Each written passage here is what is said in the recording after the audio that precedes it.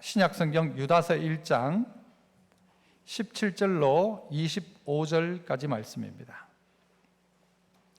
유다서 1장 17절로 25절, 신약성경 398쪽입니다. 유다서가 한 장짜리로 되어 있어가지고 쓱 넘어가다가는 찾기 힘든 게 유다서 말씀인데요. 유다서 1장 17절로 25절, 제가 17절을 먼저 읽도록 합니다. 사랑하는 자들아, 너희는 우리 주 예수 그리스도의 사도들이 미리 한 말을 기억하라.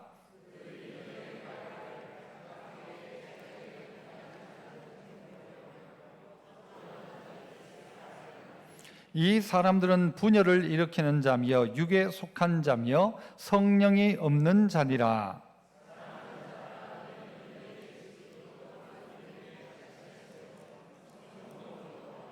하나님의 사랑 안에서 자신을 지키며 영생에 이르도록 우리 주 예수 그리스도의 긍휼을 기다리라. 또 어떤 자를 불에서 끌어내어 구원하라. 또 어떤 자를 그 육체로 더럽힌 옷까지도 미워하되 두려움으로 긍휼히 여기라.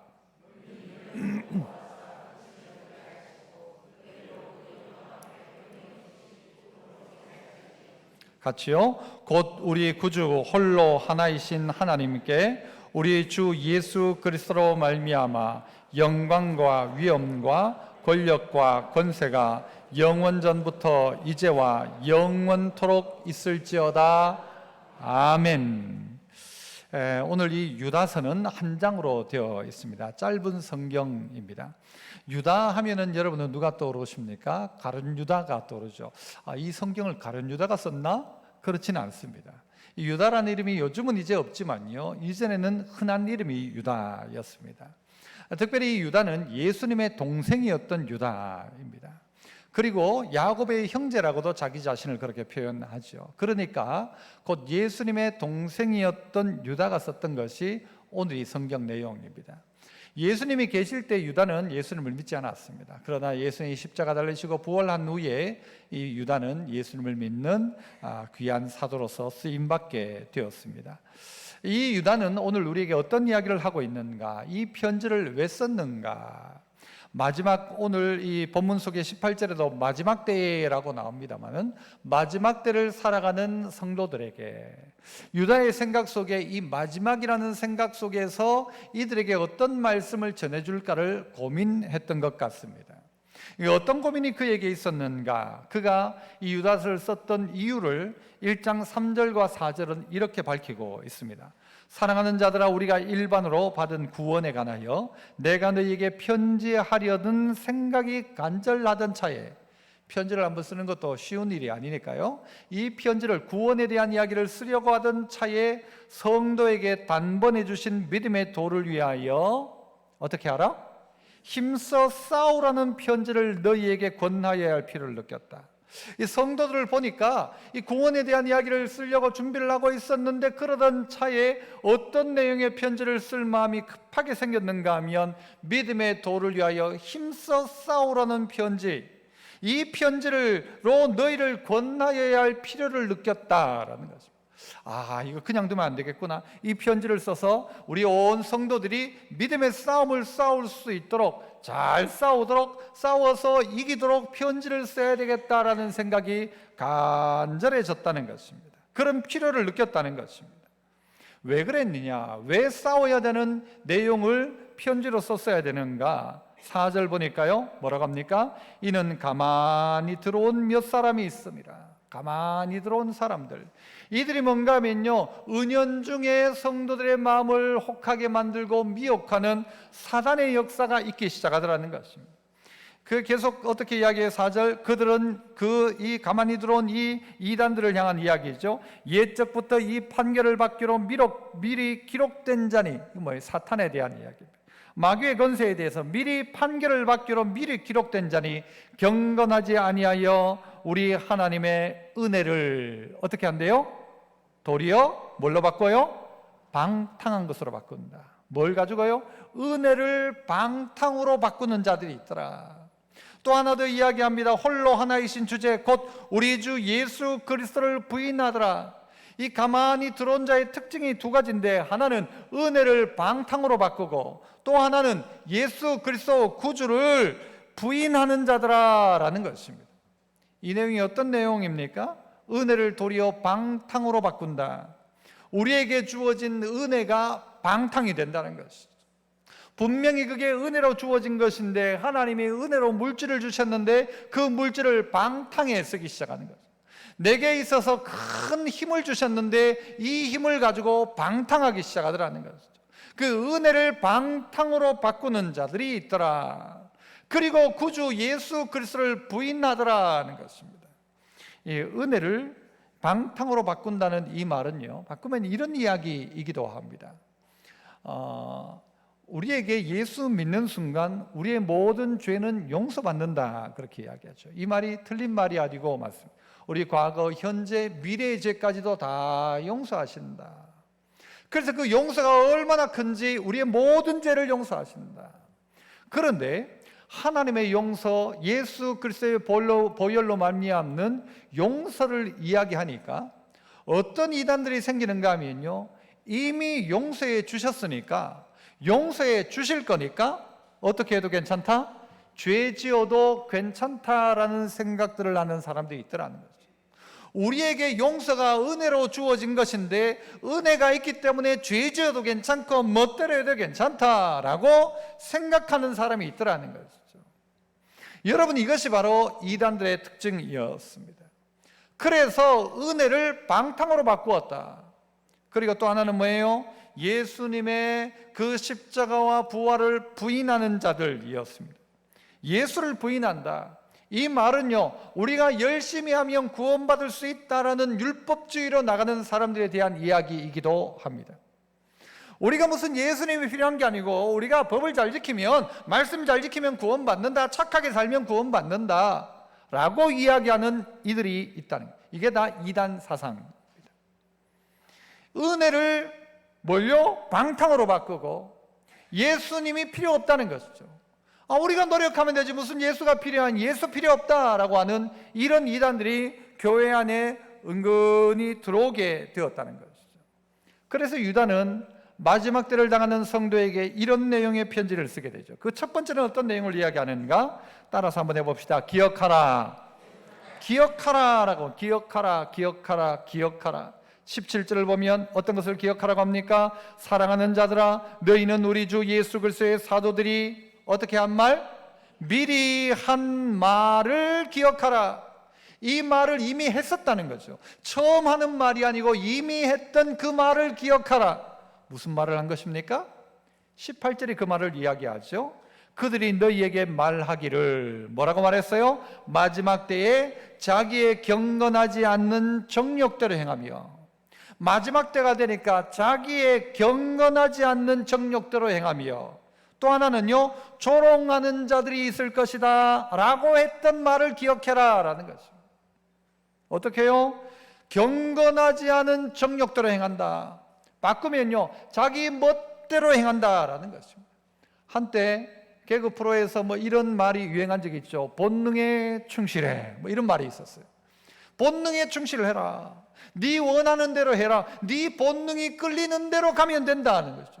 네가 하고 싶은 걸 해라. 네가 네 인생의 주인이니까 하고 싶으면 하고 하기 싫으면 하지 마라 하는 것이죠. 너의 본능에 따라 살아가라는 것입니다. 그게 뭐였어요? 경건하지 않는 정욕대로 행하기 시작하더라. 그러면서 어떻게 한대요? 자기가 그런 죄를 짓고 자기 본능에 따라하면서도 불구하고 여러분 옆에 있는 믿음으로 살아가고 있는 사람을 조롱하기 시작하는 것입니다. 너는 아직도 그렇게 하냐? 그 죄도 아니다. 그거는 요즘 다들 그렇게 한다 라고 이야기하는 것이죠. 그렇게 하면서 어떻게 해요? 흘러가는 대로 가라는 것이죠. 네 마음이 원하는 대로 가라는 것이죠. 여러분, 이런 사람의 특징이 어떤 사람이 이런가를 보려면 19절을 보면 됩니다. 이렇게 정욕대로 하는 사람의 특징이 뭔가 하면 19절, 이 사람들은 뭐래요? 분열을 일으키는 자며, 뭐든지 자꾸 분열을 일으켜요. 누군가가 이렇게 하면 전부 거꾸로 반대로 이야기하고 어떤 일을 시작하려고 하면 자꾸 안 하게 못하게 하는 분열을 일으키는 자며, 육에 속한 자며 성령이 없는 자라. 가만히 봤더니 그들의 특징이 뭔가 하면 분열을 일으키더라. 영에 속한 것이 아니라 육에 속해서 모든 관심이 육에 있더라.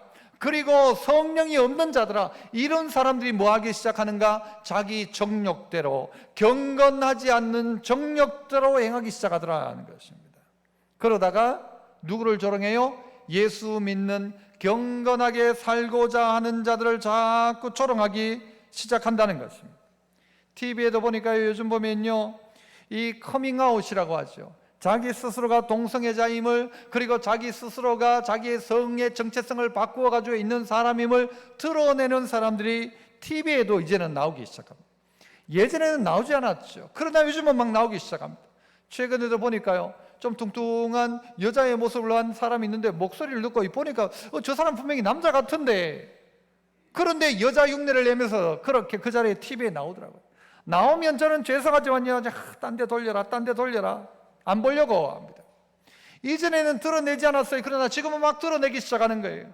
내 원하는 대로, 내 정욕대로 행하면서 어떻게 하는가 하면요, 도리어 누가 잘못된 자라고 이야기하는가 하면 이것을 인정하지 않는 자가 잘못이라고 이야기하죠. 그러면서 이건 어떻게 보면요, 도리어 역차별을 당하고 있는 것입니다. 우리의 아이들이 거기에 그냥 노출되어져 있는 것이죠.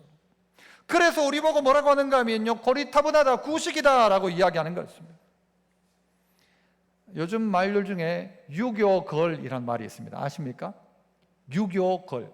생각이 옛날 유교적인 방식으로 있는 여자분을 가지고 유교걸이라고 합니다. 유교. 말도 잘 안 나와. 유교걸. 그 고리타분하다는 거죠. 어떻게 그 옛날 방식으로 사냐, 옛날 판단을 가지고 사냐. 세상이 다 바뀌었는데, 남들 다 그렇게 하는데 그건 죄도 아니다, 그건 문제도 아니다. 그럴 수 있지라고 이야기합니다. 그러다 보니까요, 여러분, 믿음으로 살려는 사람들이 유교걸이라는 소리를 듣는 거예요. 믿음으로 사는 사람을 보고 고리타분하다 이야기하는 것이죠. 세상이 다 바뀌었다는 거예요. 그래서 죄가 아니라고 이야기하는 거예요. 육에 속한 자, 성령이 없는 자, 뭔가를 자꾸 분열하는 자, 파괴하는 사람, 이 사람들이 이 세상 가운데 경건치 않은 그 정욕을 가지고 살아가면서도 이제 자기를 막 드러내기 시작하는 것입니다.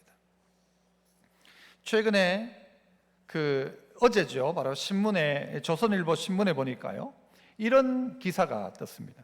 수술 없이도 남녀 성 바꾼다. 수술 없이도 남녀의 성을 바꾼다는 것입니다. 이 성이 제 이름을 이윤찬을 김윤찬으로 바꾸는, 이 성 바꾸는 거 말고, 이 성 바꾸는 건 뭐 거의 안 되다시피 하죠. 남자 여자의 성을 바꾼다는 거예요. 수술 없이도. 그래서 그 뒤에 뭐라고 나왔는가? 탈의실에선 어쩌나 반발. 이렇게 어제 기사가 나왔습니다. 이 무슨 이야기인가 하면요, 이제는 가족관계등록부 성별란에 남을 여로 정정하는 것을 허가한다는 거죠. 남자를 여자로 바꿔도 괜찮다라는 거예요. 우리나라에서 남자로 태어났던 한 사람이 있었어요. 그런데 스스로가 자꾸 여성으로 여긴 거예요. 그래가지고 2015년부터는요, 계속해서 자기가 여성 호르몬을 맞기 시작합니다. 그리고 자기는 직장 생활을 하면서도 여성처럼 생활을 했습니다. 하지만 이 수술을 하거나 몸을 바꾸지는 않았습니다.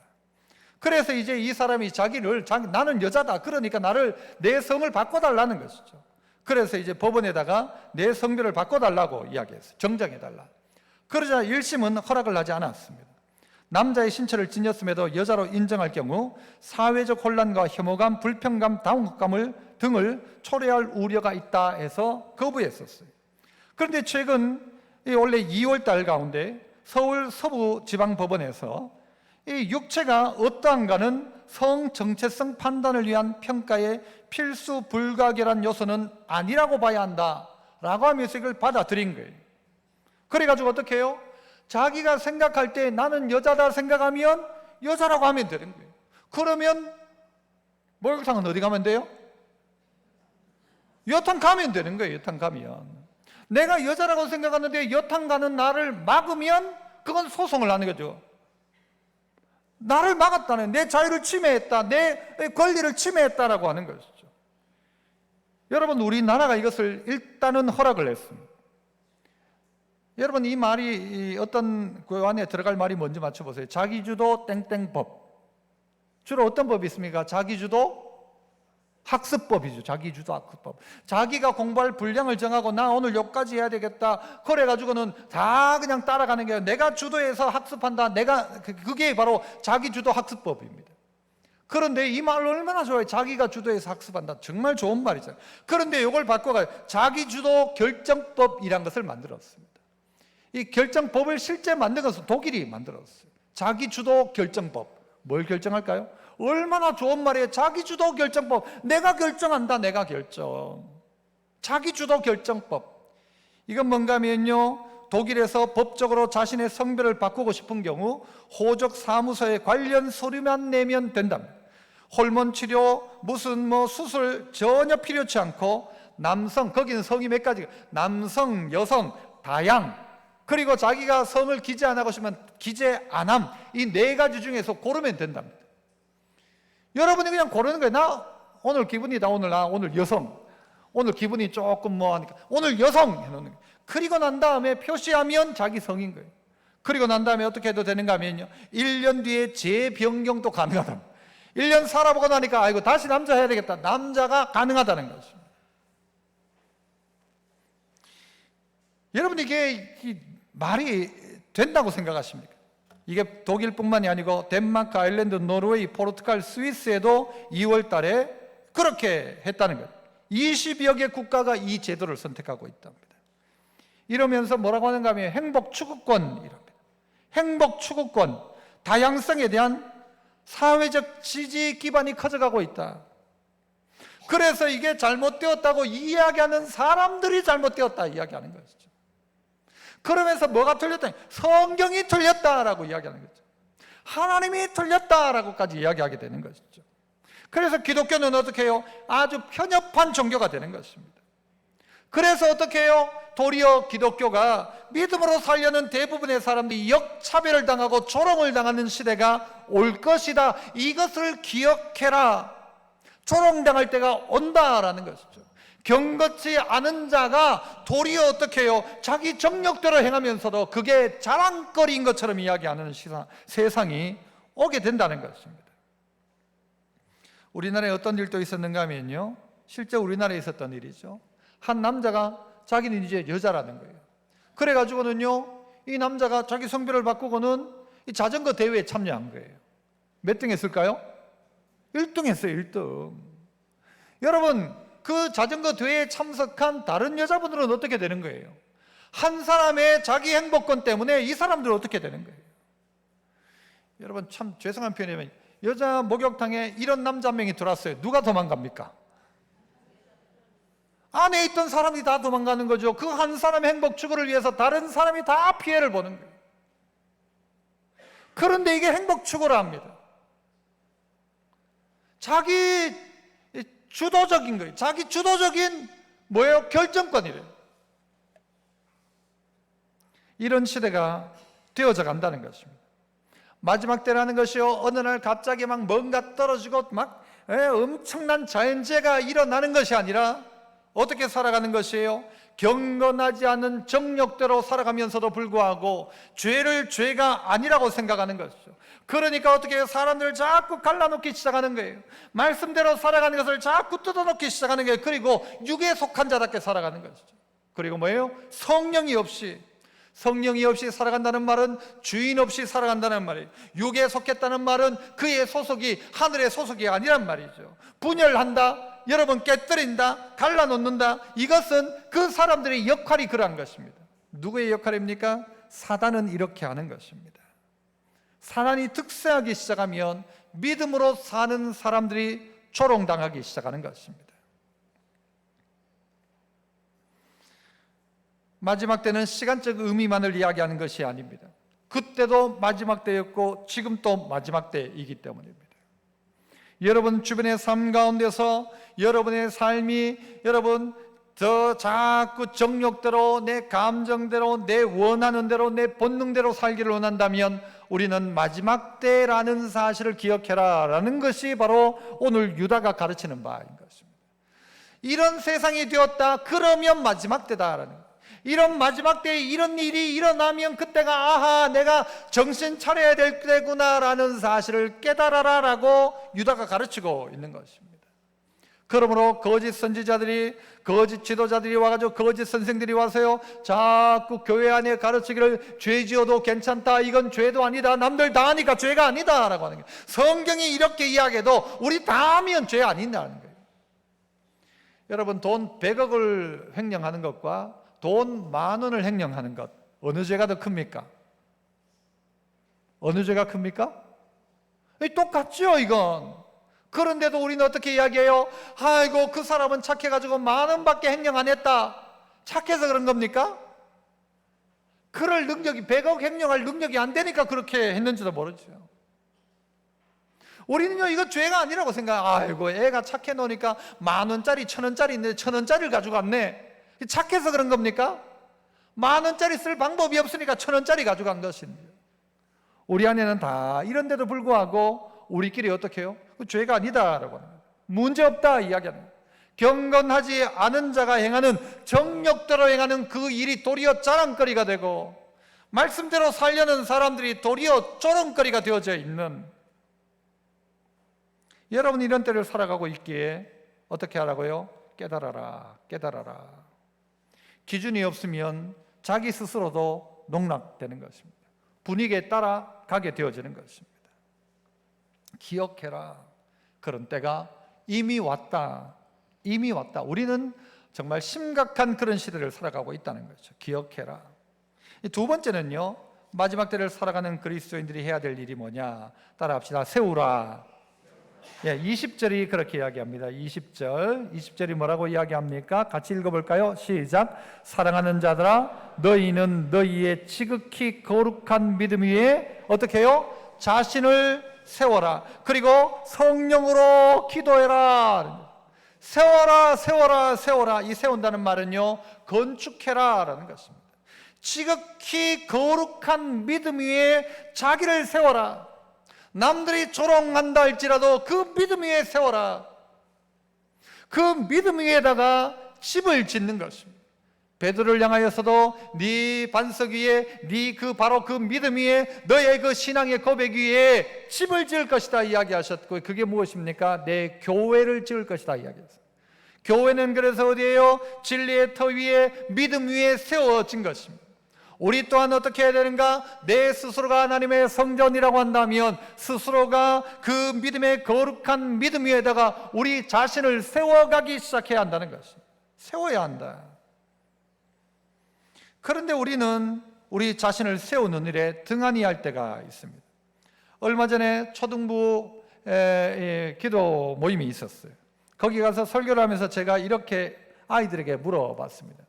너희들에게 내가 돈을 원하는 대로 다 주고 원하는 재료가 있으면 다 대줄 테니까 너희가 집을 지으면 어떤 집을 지을래? 큰 집 지을래? 하니까 큰 집 짓겠대요. 좋은 집 짓겠대요. 그런데 중요한 건 돈은 대주는데 일은 네 혼자 해야 된다. 그러니까 애들이 뭐 누구 사서 하면 되고 누구 시키면 돼. 시키는 거 안 되고 네가 직접 지어야 된다. 어떤 집 지을래? 그러니까 나중에 어떤 집 제가 물어봤어요. 개집처럼 지을래? 아니면 큰 집 지을래? 하니까 애들이 뭐라고 할게요? 개집처럼 짓겠대요. 여러분은 개집입니까? 큰 집입니까? 여러분 대답 안 하면 난 그냥 가만히 있으면 되고, 나는 개집 지을래요? 좋은 큰 집 지을래요? 직접 지어야 되는데요.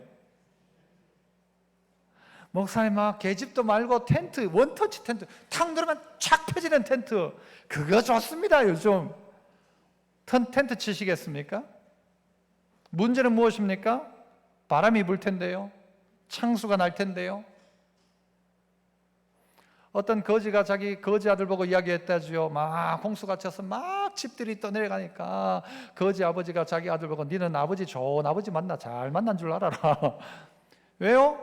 아버지 잘 만난 덕에 집도 안 떠내려가고. 거지는 어떻게 하면 돼요? 다 물 지나가고 나면 다른 다리 밑에 그냥 가서 자면 되니까, 살면 되니까. 여러분 그렇게 하시렵니까?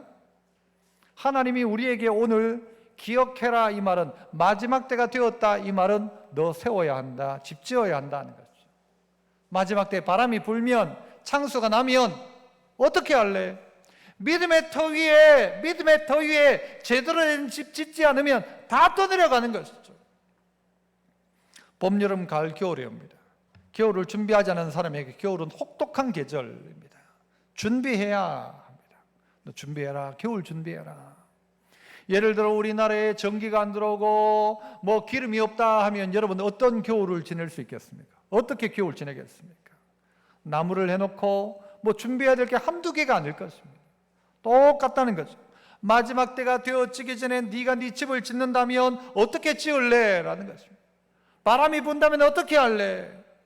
흔들린다면 어떻게 할래? 그 집이 모래 위에 지면 다 넘어가는 것입니다. 그런데 재료도 있고 시간도 주어진 것입니다. 마지막 때임을 가르쳐주고 있지 않습니까? 이런 때가 되면 기억해라. 내가 이미 선지자를 통해 이미 말했지 않느냐. 조롱받는 시기가 온다. 믿음이 조롱의 대상이 될 수도 있다. 그럴 때에 너는 너의 믿음 위에 어떻게 해요? 집을 지어야 된다라는 거예요. 세워나가라는 것입니다. 어떤 면에서요, 이 교회는 집을 짓는 과정을 열심을 다해 도와주는 것이 교회입니다. 예배는 뭐냐? 이 종합예술이라고 이야기합니다. 왜 종합예술이냐? 하나님을 향하여 살 수 있는 기도와 찬양과 헌금과 그리고 듣는 말씀과 하나님 앞에 반응하는 이 모든 것이 이 안에 다 들어있기 때문에 예배를 통해서 우리 뭐 하는 것입니까? 다시 한번 또 말씀으로 우리를 세우기 시작하는 것입니다. 말씀으로 세우기 시작하는 것입니다. 건물을 지을 때는 크게 세 가지가 있지 않습니까? 먼저는 설계입니다. 설계는 너무너무 중요합니다. 요즘 문제가 이 설계를 제대로 못해가지고 이 문제도 있지 않습니까? 설계가 중요하고 제일 중요한 건 설계부터입니다. 두 번째는 뭐예요? 시공입니다. 시공하는 사람들이 설계도에 따라서 그대로 넣을 건 넣고 농도에 따라서 굵기에 따라서 잘 지어야 합니다. 지으면서도 어떻게 해요? 그 다음 세 번째 필요한 게 뭐예요? 감리예요. 감리. 이 사람들이 제대로 넣는지 제대로 했는지 제대로 체계를 했는지 문제가 없는지 감리, 이 세 가지가 사실 이 건축을 할 때 가장 중요한 것들이죠. 이게 빠지면 안 되죠. 설계대로 했는지 똑바로 했는지 감리가 점검하고, 설계자는 문제가 없는지를 검토해서 설계를 하고, 시공자는 설계한 그대로 집을 지어야 하는 것이죠. 그런데 우리는 어떤 집을 짓습니까? 계집 지을 때는 설계도도 필요 없습니다. 대충 그냥 뚝딱뚝딱 하면 계집 하나 지을 수 있습니다. 그러나 여러분의 집을 지을 수 있는 기회를 하나님이 주셨지 않습니까? 시기를 가르쳐 주셨잖아요. 네가 네 집 지어라. 너를 세워라. 믿음의 기초 위에 너를 세워라. 마지막 때가 되어져 갈수록 우리가 해야 될 일은요, 집을 짓기 시작하는 것입니다. 겨울이 되기 전에 집을 짓는 것처럼, 그리고 주님이 마지막 때가 되었다 할 때에 우리가 우리의 삶의 집을, 너 자신을 세우라고 하는 이 말씀을 듣고 세워나가기 시작해야 한다는 것이죠.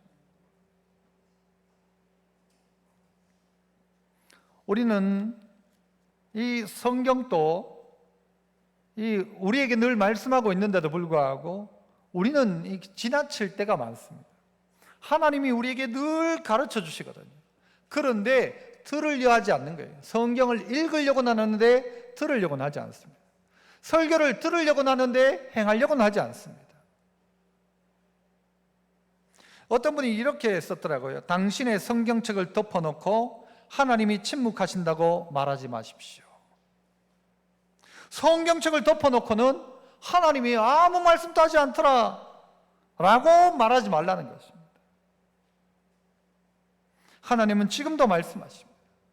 성경은 하나님의 말씀이지 않습니까? 그 하나님의 말씀이 어떻게 해요? 기록되어져서 우리에게 지금 읽혀지고 들려지는 것이 하나님의 말씀입니다. 어떨 때는요, 그 사람의 수준에 맞게, 어떨 때는 그 땅의 현상들과 다양한 이 예를 들면서도 주님이 비유를 통하여서도 말씀을 가르쳐 주셨어요. 잘 알아들으라고. 이전에 우리의 신앙의 선배들 가운데 하나님께서는요, 꿈으로도 말씀하시고 환경을 통해서도 말씀하셨어요. 어쨌든 하나님은요, 말씀하시는 하나님이었어요. 그래서 우리가 그 말씀을 들으려고 하면 하나님은 말씀하시는데 성경을 어떻게 해요? 덮어놓고는 하나님이 침묵하신다고 말하지 마라. 그래서 어떤 사람은 신앙생활 하면서요, 이거 막 따질 거 없고 덮어놓고 믿어라 그래요. 여러분, 예수 믿는 거 덮어놓고 믿어야 됩니까? 펴놓고 믿어야 됩니까? 예? 덮어놓고 믿는 거 아니에요. 뭐 그냥 따지지 말고 그냥 덮어놓고 믿어라. 덮어놓고 뭘 믿는 거예요? 뭘 믿는지도 모르고 믿어요? 펴놓고 믿는 거죠. 하나님이 말씀하셨기에 우리는 그 말씀을 믿는 것입니다. 하나님이 그렇게 된다고 이미 선지자를 통하여 말씀하셨기 때문에 지금이 마지막 때구나, 조롱당하는 이때가 마지막 때구나, 이 사실을 깨닫게 되는 것이죠. 기초는 거룩한 믿음입니다. 건물은 우리 각자 자기 자신입니다. 그리고 우리 각자가 어떻게 해요? 하나하나 연결되어져서 집으로 만들어져 간다, 교회가 되어져 간다, 성경은 이야기합니다. 놀란 하나님의 방법이죠. 나를 세워야 결국은 교회를 세우고, 나를 세우는 것이 가정을 세우는 것이고, 나를 세우는 것이 하나님 나라를 세우는 것이고, 내가 똑바로 하나님 앞에 서는 것이 나라를 세우는 것이고, 뭐 이렇다 저렇다 누가 그렇다 말할 것 없고, 나 똑바로 서면, 나 믿음의 터 위에 나를 세우기 시작하면 나라가 서가는 것이죠. 하나님은 그래서 노아에게도 말씀하셨죠. 방주를 지을 것을 말씀하셨어요. 그냥 하나님이요 어느 날 갑자기 물을 막 갖다 붓는 게 아니에요. 말씀하세요. 살 길을 주신다는 말이죠. 아브라함에게도 하나님 말씀하시죠. 본토 친척 아비 집 떠나라, 내가 너에게 지시할 땅으로 가라. 그 꿈을 주시고 그 말씀 주시고 순종할 때에 하나님 그 꿈대로 되어지게 하셨어요. 요셉에게도 그의 백성을 구원하는 지도자의 꿈들을 주셨어요.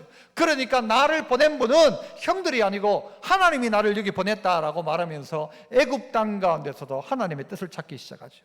느헤미야는 52일 만에 성벽을 재건하기 시작합니다. 하나님은 그에게 그런 꿈을 주셨어요. 다윗에게는 이스라엘이라는 나라를 세우게 하셨죠. 솔로몬에게는 성전을 짓는 꿈을 주셨고 그 꿈들을 이루게 하셨습니다. 하나님은 오늘 또 우리에게 말씀하십니다. 덮어놓고 믿지 말고 펴놓으면 하나님은 침묵하지 않으시고 말씀해 주시는 분입니다. 여러분, 계집을 짓겠습니까? 아니면 저택을 짓겠습니까? 계집 지으실래요? 아니면 좋은 집 지으실래요? 선택은 여러분입니다. 그런데 돈도 있고 시간도 있고 다 있는데 힘들고 귀찮다고 계집 짓는 거죠. 우리 형편이 마치 그런 것 같아요. 뭐 대충 짓자, 힘들대, 더운데. 120년 동안 방주를 지었던 노아처럼 50일 동안 온 백성들이 힘을 다해서 성벽을 재건했던 것처럼 자기 자신을 세워라. 왜요? 마지막 때이기 때문에 자기를 세워놓고가 먼저라는 것입니다. 마지막 세 번째는요, 따라서 해봅시다. 지키라. 이 세 번째는 지키라라는 명령을 우리에게 주고 있습니다. 21절 어떻게 이야기합니까? 하나님의 사랑 안에서 자기 자신을 지키며, 그 다음에는요, 영생에 이르도록 우리 주 예수 그리스도의 긍휼을 기다려라. 성령으로 기도하면서 자신을 지켜라. 기도하면서 자기를 지키고, 그리고 긍휼을 베푸실 그날을 기다리면서 자기 자신을 지켜라. 세우는 것도 힘든 일입니다만 세우는 것보다 더 힘든 일은 지키는 것입니다. 지키는 게 힘듭니다. 그렇지 않습니까?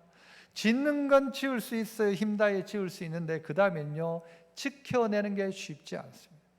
그래서 엄청난 것을 지어놓고는요, 그 내부에서 문제가 생겨가지고 그 성이 무너지는 경우들을 역사 안에서도 우리는 참 많이 봅니다.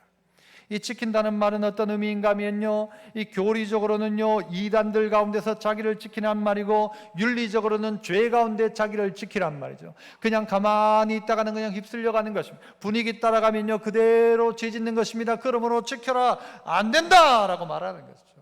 그러면 안 돼라고 말해야 된다는 것이죠. 여러분, 살아있는 물고기는요, 흘러가는 강물을 거슬러 올라갑니다. 그러나 죽은 물고기는 어떻게 해요? 둥둥둥둥둥 떠내려갑니다. 힘들이지 않고 가만히 떠내려갑니다. 죽은 고기는. 세상에 여러분 자연스럽고, 세상이 너무 자연스럽고 편하다, 이 말을 두 글자로 바꾸면 뭔지 아십니까? 교회 오면 불편한데 나는 세상에 가면 너무 편하다. 나는 교회 오면 불편한데 술집에 가면 너무 편하다. 죄 지을 때 너무 편하다. 이 말은요, 두 글자로 뭘로 하면 돼요? 타락입니다. 타락. 한번 따라 합시다. 타락. 세상이 너무 편하단 말은요, 내가 타락했구나 라는 말로 이야기할 수 있다는 거죠. 자기를 지켜라. 최근에 우리나라의 그 맵부심이란 말 있죠. 맵부심. 뭔가 하면요, 매운 거 잘 먹는 사람이 막 자랑스러워요. 나는 막 매운 거 다 먹는다. 그래서 매운 것도 단계가 있어요. 막 걔가 10단계까지 해가지고는요, 막 그 10단계를 먹는 사람은 막 대단하게 생각하니 그 사람 막 식당에 막 사진도 붙여주고. 그렇게 따지면요, 저는 막 맵부심이 아니고 맵이란 말만 나와도 저는 막 맥히 죽어. 매운 걸 잘 못 먹으니까요. 그런데 여러분, 이 나라 전체가 매운 걸 막 다, 한국 사람 매운맛 신라면 막 매운맛, 여러분 계속 매운 거 먹으면 여러분 이게 우리 몸에 좋은 겁니까? 안 좋은 겁니까? 잘 먹고 나면 사람이 막 건강해지고 좋아지면 매운 거 많이 먹어야 되죠. 그러나 매운 거 먹고 그 다음날 화장실에서 너무 힘들었어요, 이런 사람 많습니다. 저는 제가 판단하기에 저는요, 매운 게 안 맞아요. 그러니까 누가 아무리 좋다 해도, 아무리 뭐 비싸다 해도 매운 건 손도 안 댑니다. 손댈 때는 어떻게 될까요? 뭐 이 물에 씻어 먹든 뭐 다른 방법을 통해서 먹죠. 거기 옆에 있는 양념을 다 뺏겨내든 뭐 당연한 것 아니겠습니까? 저는 제 기준에는 그런 거예요. 저는 그런 게 맞다는 거예요. 그런데 이 분위기가 점점 매운 걸로 가고요. 그 뭐 어떤 방송인이 나와가지고는요, 막 음식을 만드는데 막 설탕을 얼마나 때려 넣는지. 맛있죠, 설탕 넣으면 맛있죠. 그런데 온 국민이요, 설탕에 막 중독돼요. 중독됩니다, 여러분. 설탕 많이 먹는 사람이요, 폭력적이 된답니다. 자기가 좀 폭력적인 분은 설탕을 줄이십시오. 단 걸 좀 덜 드십시오. 너무 달게 먹는 나라를 만들어 놓은 거예요. 너무 짜게 먹는 나라를 만들어 놓으면요, 결국은 어떻게 해요? 안 되는 거죠. 제 아들이 어저께 학교에 이제 오길래, 야, 이 한 주 어땠냐? 내가 너무 좋았대요. 좋은 것 중에 하나가 뭔가, 무슨 이야기를 하는가 하면요, 애들이, 옆에 있는 애들이 모였으니까 우리 야식하자. 야식을 먹는데 자기는 야식을 안 먹었다는 거예요. 자기 건강을 위해서 안 먹었다는 거예요. 잘했다. 안 먹어도 된다. 안 먹는 게 뭐 문제냐? 우리나라의 문제 중에 하나가 야식 문제 아닙니까, 사실은? 전부 저녁에 먹거든요. 건강하기를 원해요. 저녁에 먹고는 잠자니까 몸이 어떻게 돼요? 점점 나빠지죠. 당뇨도 오죠. 단 거 잘 먹죠. 매운 거 먹죠. 중독되죠. 매운 거 중독된답니다. 아이고, 목사님 매운 거 안 먹으니까 맺는 사람. 그럴 수 있지만, 여러분 무슨 이야기입니까? 다 그렇게 해도 나는 이게 안 좋다라고 생각하면 안 하는 게 정상입니다. 남들 다 하니까 나도 그럼 한번 먹어볼까? 안 된다는 것이죠. 남들 다 해도 나 안 할 수 있다, 이게 자기를 지키는 것이죠. 남들 다 마시니까 나도 마시자, 안 된다는 것입니다. 자기를 지켜야 합니다. 문제가 어디 쓰는 거예요? 아이고, 내가 원래 안 그런데 막 술 먹고 술김에, 내가 술 먹고 정신이 없어가지고 그렇게 했다고. 나쁜 짓 한 사람, 죄 지은 사람 들어보면 그런 이야기 합니다. 그러면 그거 안 해야죠. 안 해서 나를 지킬 수 있다면 안 하는 게 맞죠. 여러분, 우리에게 이렇게 분위기를 만들어내는 사람들의 특징을 유다서 1장 16절은 이렇게 이야기합니다. 이 사람들은 원망하는 자며 불만을 토하는 자며 그 정욕대로 행하는 자다. 이렇게 세상 가운데 우리를 향하여 조롱하고 힘들게 만드는 그 악의 세력, 거짓 선지자들의 특징이 뭐냐? 이 사람들 봤더니 원망하더라. 싹 와가지고 원망거리를 막 이야기하는 거예요. 이 교회 봤더니 막 이게 문제라고 막 원망을 이제 싹 퍼뜨리기 시작해요. 불만을 토하는 자며, 이 불만을 토하는 사람은요, 일관성이 없어요. 이건 또 이래가지고 문제가, 저건 저래가지고, 여름은 더워서 못 살겠고, 겨울은 추워서 못 살겠고, 가을에는 입을 옷이 없어 못 살겠고, 이래저래 모든 나오는 말들이 불만입니다. 원망입니다. 그리고는요, 어떻게 해요? 그 정욕대로 행하기 시작하더라고요. 그의 입으로 자랑하는 말을 하며, 자기 자랑할 게 다른 게 없는 거예요. 그리고 이익을 위하여 아첨하기 시작하고, 그의 말과 행동이 보니까 전부 이 마귀가 이렇게 하는 거죠. 사단이 하는 일, 원망하고 불만을 토하며 정욕대로 하며 그의 입으로 늘 자기 자랑만 하는 거예요. 이익을 위해서는 온갖 거짓말도 다 하는 거예요. 우리에게 어떻게 하라고 이야기합니까? 지키라고 합니다. 어떻게 지킵니까? 히브리서 12장 4절, 너희가 죄와 싸우되 아직 피 흘리기까지는 대항하지 아니하고. 피 흘리기까지 해봤느냐? 내가 그거 안 하기 위해서, 그거 하지 않기 위해서, 그것과 싸우기 위해서 피 흘리는 각오를 가지고 해봤느냐? 그래야 지켜냅니다. 그냥 따라가다가는 하고 따라가다가는요 죄 짓는 겁니다. 따라가다가는 그 분위기로 가는 것입니다. 여러분의 믿음이 어떠한지 여러분 한번 점검해 보십시오. 내 믿음은 과연 어떠한가? 지금 다 따라가고 있는가? 남들 하니까 그대로 따라가고 있는가? 아니면 나는 나의 정절을 지키고 있는가? 야고보 1장 27절, 하나님 아버지 앞에서 정결하고 더러움이 없는 경건은 곧 고아와 과부를 그 환난 중에 돌보고 또 어떻게 해요? 자기를 지켜 세속에 물들지 않는 것이다. 자기를 지켜야 세속에 물들지 않는 것이다. 세속에 물들지 않도록 자기를 지키는 것입니다.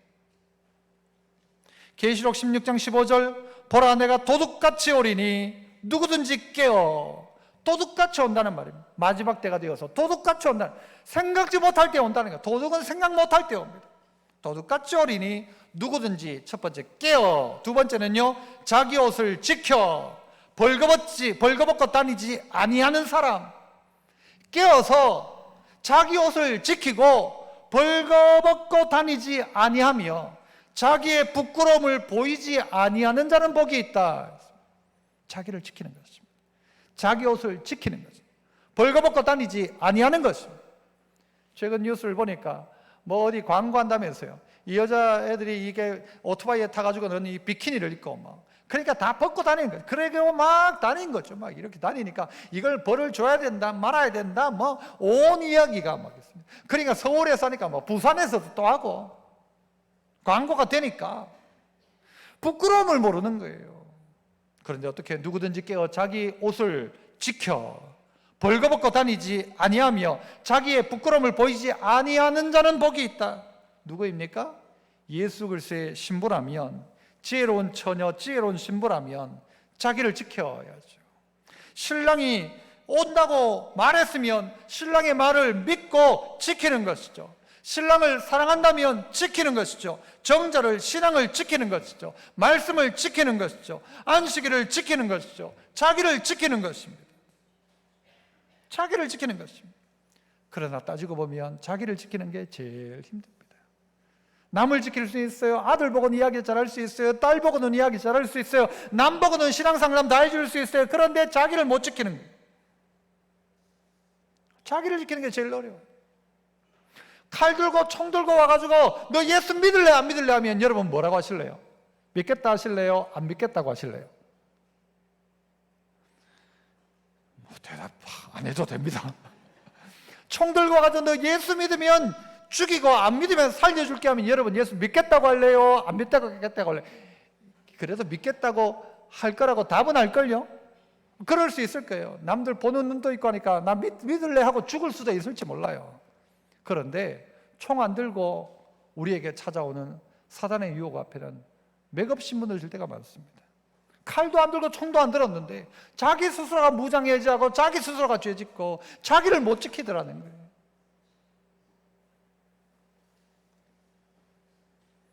마지막 때입니다. 지켜야 합니다. 숱한 이단들이 있어요. 숱한 우리를 유혹하는 것들이 있어요. 자기를 지켜라. 그렇게 할 때 어떻게 합니까? 마지막으로 24절 25절 한번 봅시다. 능히 너희를 보호하사 어떻게 하신대요? 거침없게 하신다. 쫄 필요 없어요. 거침없는 거예요. 나 안 한다. 거침없이 이야기하는 거예요. 저는 이거 안 되겠는데 나 안 한다. 나 교회 다닌다. 어떤 분들은요, 교회 다니면서 이제 뭐 주일은 쉽니다 뭐 이렇게 붙이는 분이 있어요. 일요일 휴무 이렇게 붙이는 사람이 있다가요, 좀 믿음 좋은 사람 주일은 쉽니다 붙였다가요, 요즘 진짜 믿음 좋은 사람 뭐라고 붙이는지 아세요? 주일은 교회 갑니다 붙인대요. 주일은 교회 갑니다. 떳떳하게 이야기할 수 있어야 되죠. 거침없게 하시고, 또요 너희로 그 영광 앞에 흠이 없게 하시고, 그 영광 앞에서 흠이 없게 하시고, 또요 기쁨으로 서게 하시고. 누가요?